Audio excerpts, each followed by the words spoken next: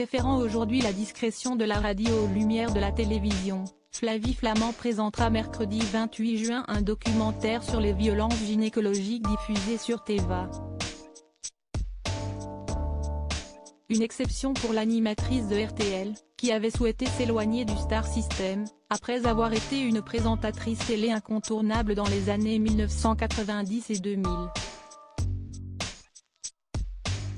Mes années télé ont été à la fois extraordinaires et tourbillonnantes, se souvient Flavie Flament dans une interview accordée à nos confrères de Télé Loisirs. À un moment donné, je me suis perdue. J'étais surexposée.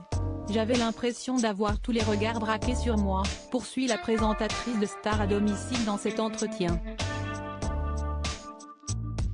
Parfois, j'étouffais dans cette course folle et je ne savais pas dans quel sens aller. C'était difficile. J'ai tourné la page pour une vie qui correspond davantage à mes valeurs. Une vie dans laquelle Flavie Flament se concentre sur des projets précis, et bien différents du tourbillon de la télévision qui l'a épuisée.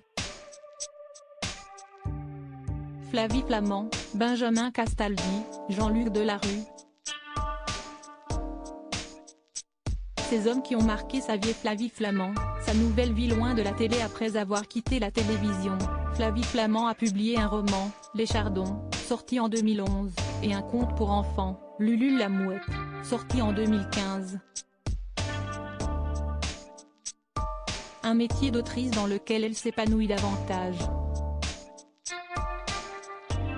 Si est-il ce que je suis vraiment au fond de moi et si est-il notamment pour cela que j'ai quitté la télévision, explique Flavie Flament dans son interview à Télé Loisirs.